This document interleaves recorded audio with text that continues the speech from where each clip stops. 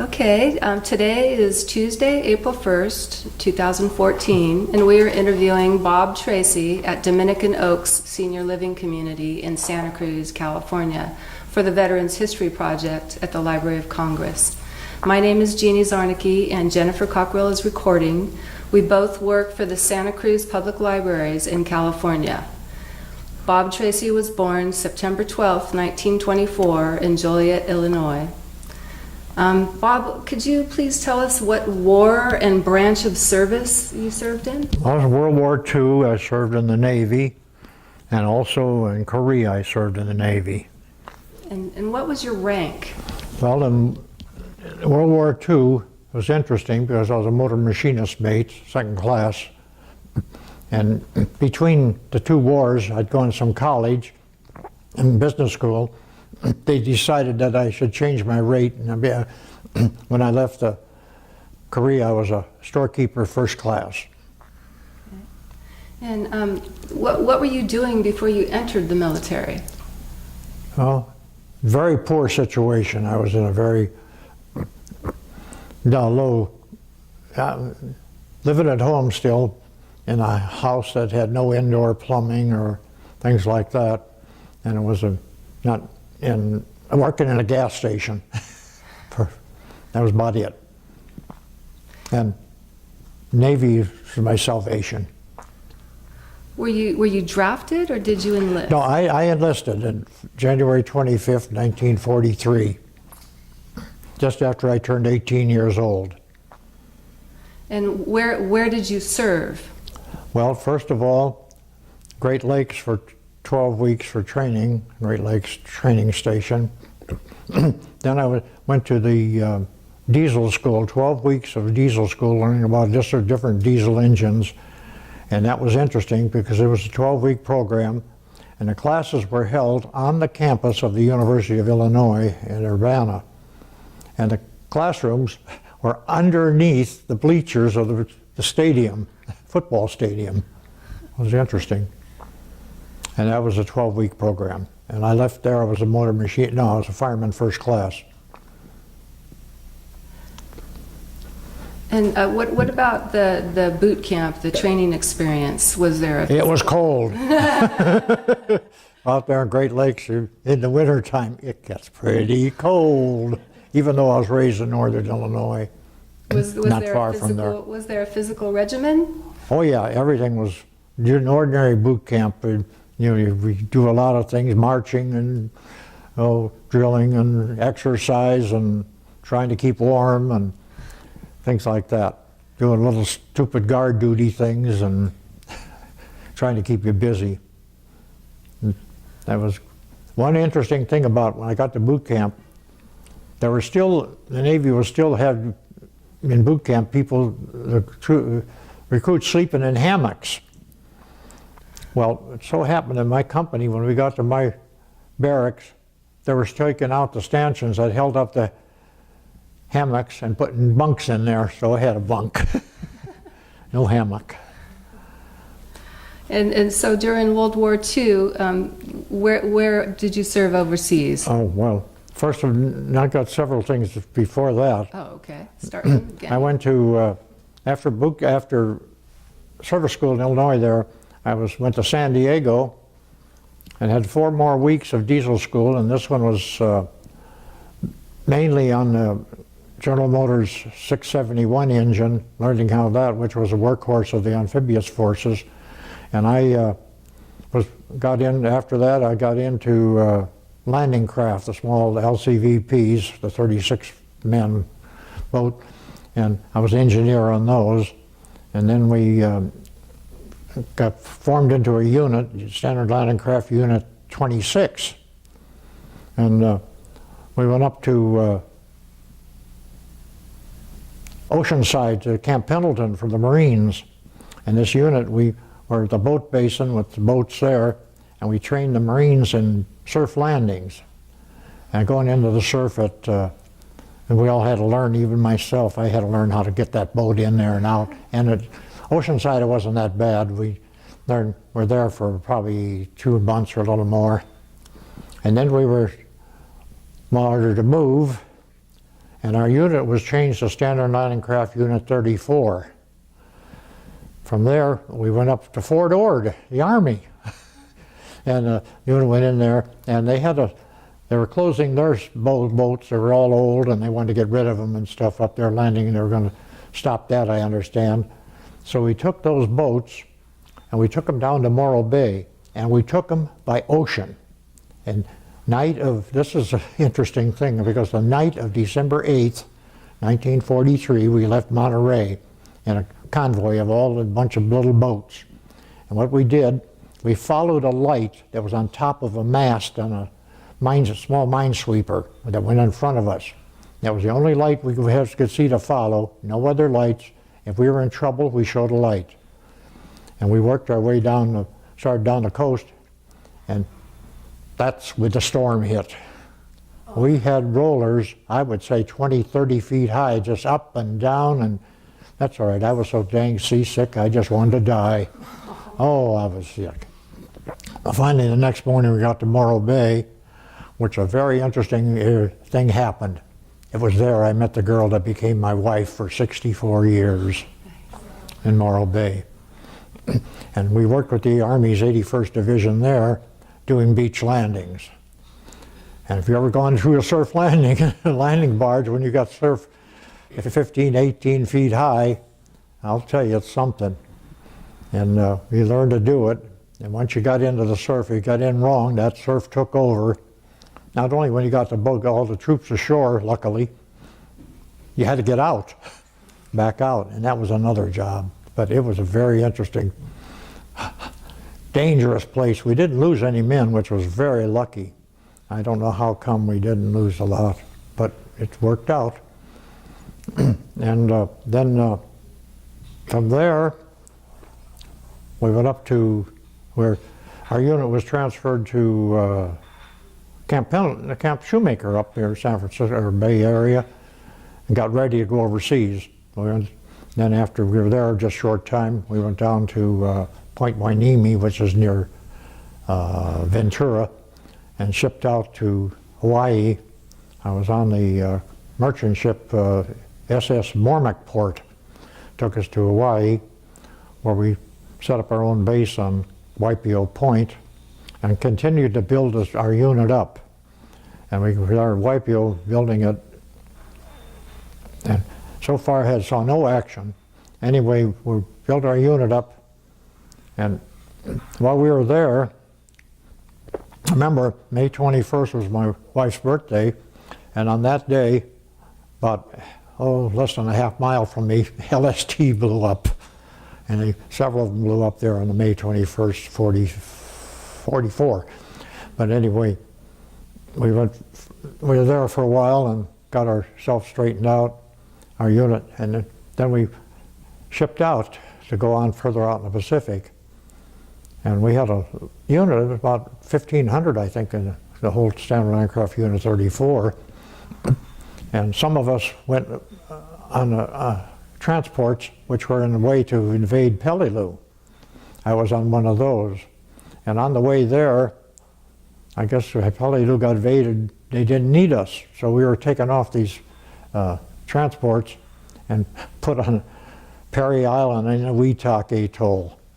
I stayed there a couple of weeks till sleeping in pup tents.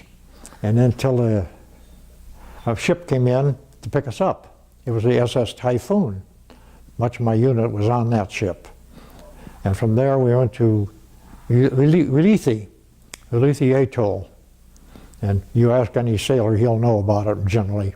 But Ulithi was an anchorage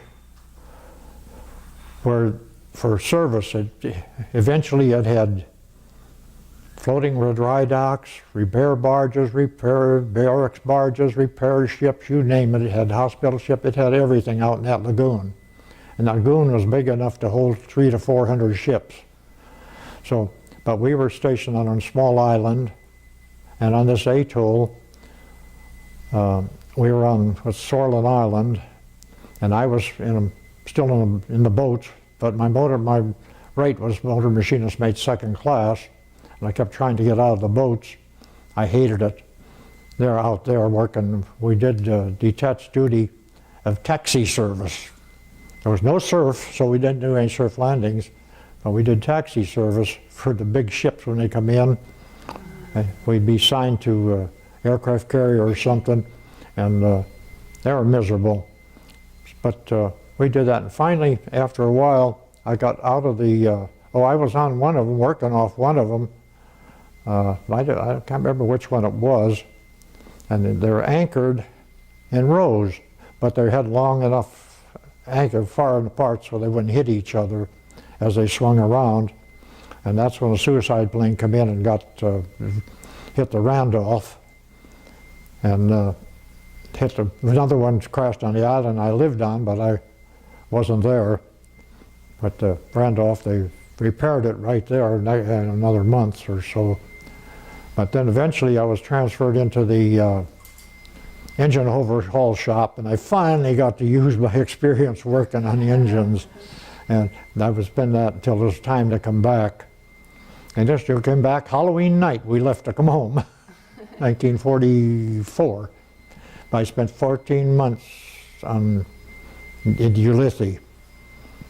So that was then after I got back, had my leave and stuff, and shortly after I was back, the girl I met and I she had moved to Santa Cruz here, and I came here, and 2 months after I came back, we were married. But all the time I was gone, we wrote each other every day. Oh, so that's how you stood in touch. Yeah, we would go every day. So we were married.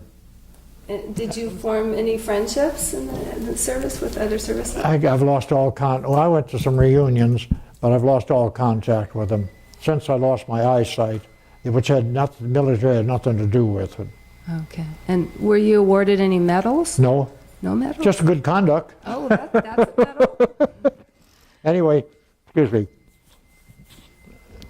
After that, you want the rest of it? Yes, I do, please. After that, after I got married, I had a little concession on the boardwalk in Santa Cruz, and that was just a summertime thing. So in the winter, I went to business college for 2 winters, and then I did 2 more winters to get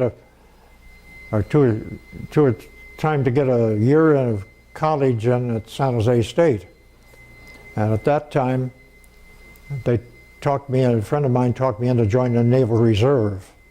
So I did. I got paid for going to meetings, so that was good. I could use the money. And whole Korea came and got the little letter, report for duty. And that was September 25th, 1950. One interesting thing about the 28th of January, 28th of September, 1950, was 3 days later, my son was born. So when I went over, I was a storekeeper at that time, and my rate had been changed. And then they, stop a minute. It ended with when your son my son was born the 28th of September, 3 days after I reported for duty at Treasure Island. And then, we also had a daughter who was a year and a half old.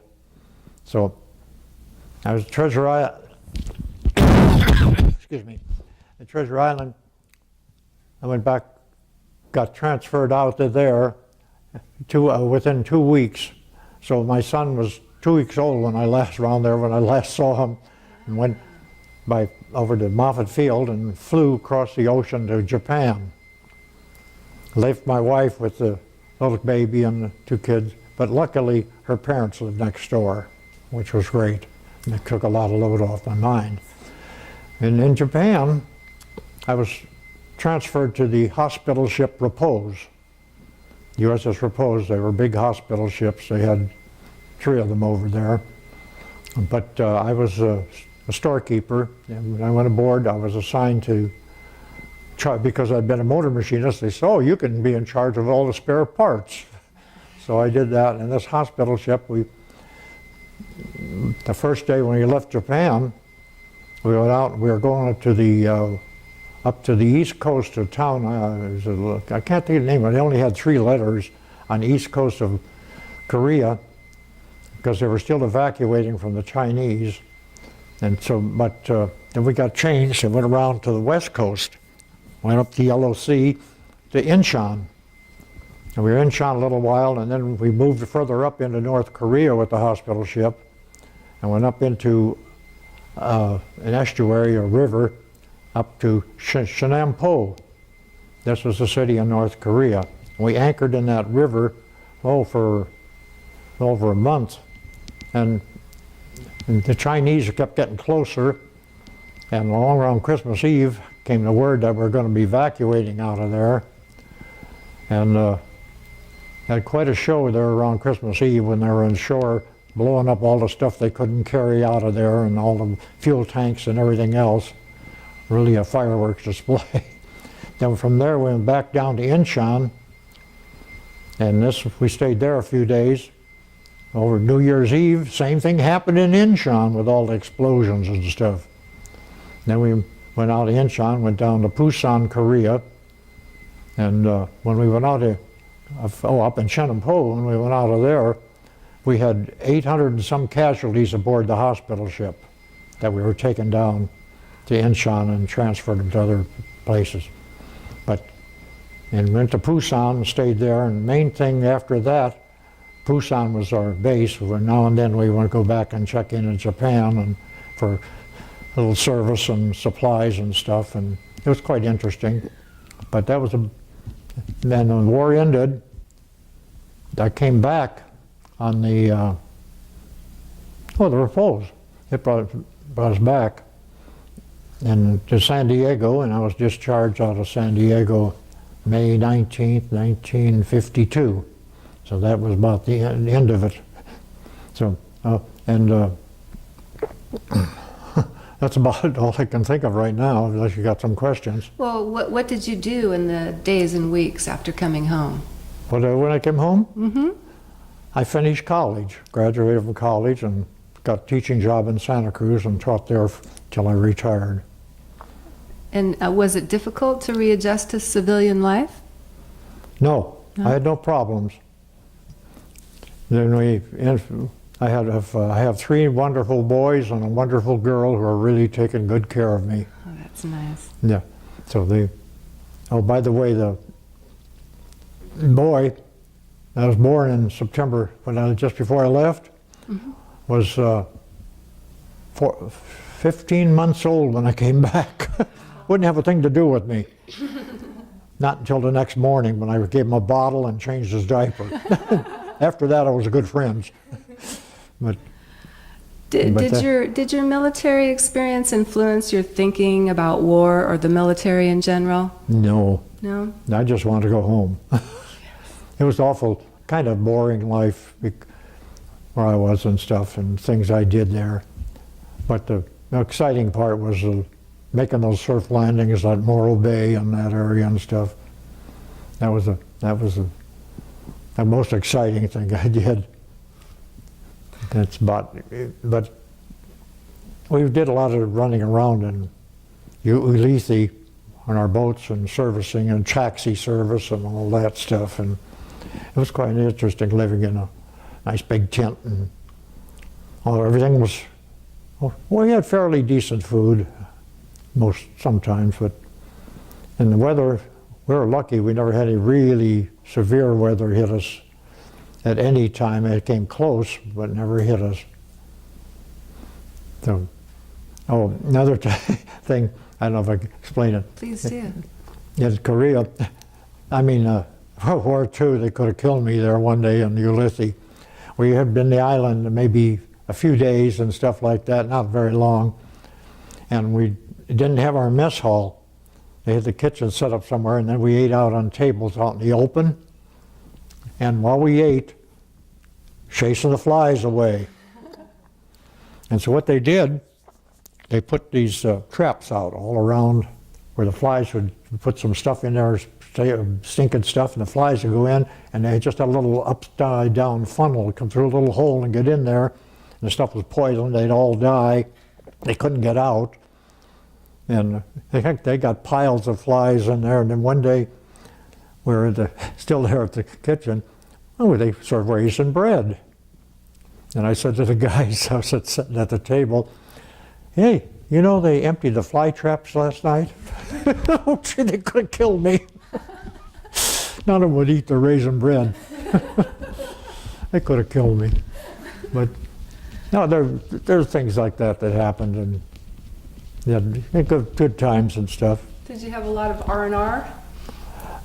One time, at one R&R, I went to Lake Shizenzi in Japan, which was, to get there, I took the electric train and I took a steam train to get up way north of Tokyo. And I went up to get it, and then the bus for a ways, then a cable car up to the more, and then a bus to the hotel, and it was very nice. I just relaxed and slept and things like that. And then and coming back, because the cable car was broken down, so we had to go down the mountain in a bus. And to go up and down the mountain, the road, 33, I never forget, switchbacks, up and down. And in the bus, when they come up to a switchback to go down, the bus driver would stop, and a little attendant was a young girl. She'd run around the corner, make sure there was no bus coming up the hill, then she'd wave them around, get back on, and go down to this next corner, the same thing. And it was really interesting, some of the things. Another time, I got to Atami, which was Hot Springs, which was south of Yokosuka. And we were out there just looking around there and things like that, and I just got in a hot pool, the warm pool to swim, and my ears stopped up. Both of them. The wax in there got in there. And so after a while, I was up in my room, I laid down. I woke up 12 hours later. And still the ears were stuffed up. Got back to the hospital ship, went down to the ear place, and ear, eye, nose, and throat. And they took the wax out, nothing there. Oh, going over in the airplane, I broke my glasses. Well, we had a place on the hospital ship that fixed glasses. So I had that taken care of. But the thing, that hospital ship had just about everything. Only thing is the Coke machine quit working. Oh, no. They made lots of money on the Coke machine, even though they were only a nickel. That thing was going all the time. What was the food like? Oh, in the hospital ship, we had good food. Really? We had pretty better, and even on the island, we had fairly decent food, because we had some good cooks. Yeah, but they did a pretty good job. Well, one time, the diesel school, 4 weeks of diesel school I went to in San Diego, the 4 weeks. The school was from 4 in the afternoon to midnight, which was very nice, because you'd go on Liberty at midnight. You didn't have to be back till 4 in the afternoon. At midnight, I'd go in town and go to a restaurant and get what I could, something real nice. And that was the same when I first went into the shop at overhaul on the island. They put a second shift on, and it was 4 to midnight again. But they finally stopped that after a while. But it was hard coming back, interesting coming back and trying to get home, but it took too long. Every time that ship moved and that boat moved and stuff, I was seasick. Oh. And coming back on the hospital ship, we had several people on there who were taken back to the States for chronic seasickness, but I couldn't get them to treat me at all. That was about the whole thing of it. Okay? They didn't have anything for you to take for your seasickness? No. Oh. There's too much. You couldn't find somebody in the ship sick bay to do it. They were all busy in the hospital part. The crew was left so-so. But it was. Another thing, if you had watch on the hospital ship, if you had the 4 in the morning watch, down in the dining room after dinner at night, they had the big drums of coffee, great big things. and said, oh, everybody go in there. When they went on duty, say at midnight or even 8 o'clock at night, they'd go turn the steam on to warm that coffee up. They have their coffee, then at midnight they'd do the same thing. And so when you went down at 4 in the morning to do it, and you warmed it up, that stuff was mud by that time. But that's the main thing there. Were there any life lessons that you learned from being in the service? They what? Life lessons that you learned from being in the service? Well, I had learned a lot of those before I went there, trying to take care of myself in the situation I was raised in. I had wonderful parents. They tried to do everything they could, but they never got beyond 8th grade, and it was pretty hard to get in, and I learned a lot on my own that way. But they tried, and that was me. But getting out of that situation, which relieved them of my older brother and myself, helped out a lot when we both went in the service. He survived it through those two of my brother. Mm-hmm. Oh, good. So that's about it. Is there anything else that you'd like to add that we haven't covered? Did you rush? Well, oh, by the way, the guy that talked me into going into the Naval Reserve, he was one of the things, the staff of it, and getting paid for running and working. He was a yeoman. He never went. Never went to Korea. He stayed there the whole time. I went to Korea. So he never went, but he talked me into getting into the Naval Reserve. Yeah, that was. But that, and let's see, I can't think of anything else. What interesting? I don't know if you can understand this or not. Now, when we worked off an aircraft carrier, we'd go out there and detach duty, and we ran sort of a taxi service for them. And on the aircraft carrier, the taxi service was mainly for the officers.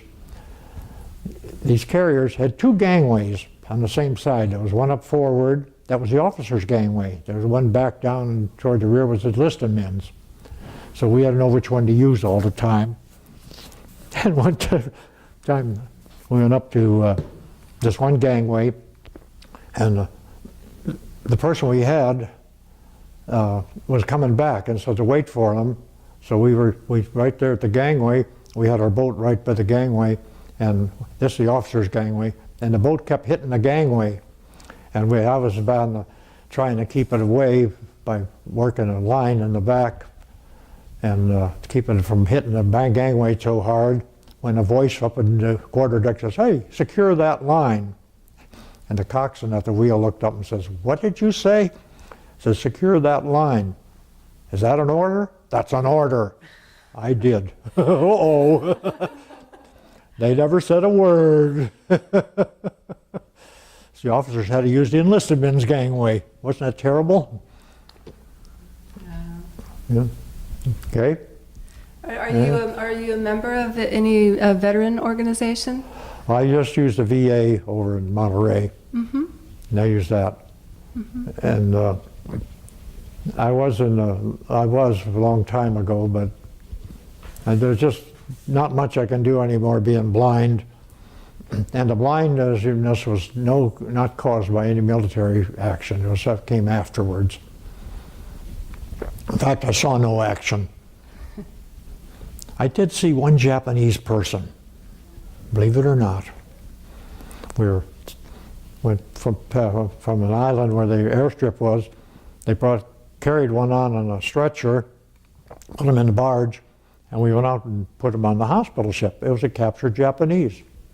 I could see him there, so I saw one. That was it for well, except when I was in Japan and Korea, but that was during the World War. Great. Well, thank you so much for sharing your story. Well, thank you, and I hope you get more interesting ones. But in mine, I guess what they said for every guy that was out fighting, in action and stuff, there was 2 or 3 that were behind him somewhere doing stuff. That's right. Support. Yeah, so, Yes. and I was one of those, by the way, this is not good, but I am so thrilled that I never had to do anything like that and get in action and stuff like that. I feel very lucky that happened to me. Okay? Thank you. And Thank you so much. That's it, thank you.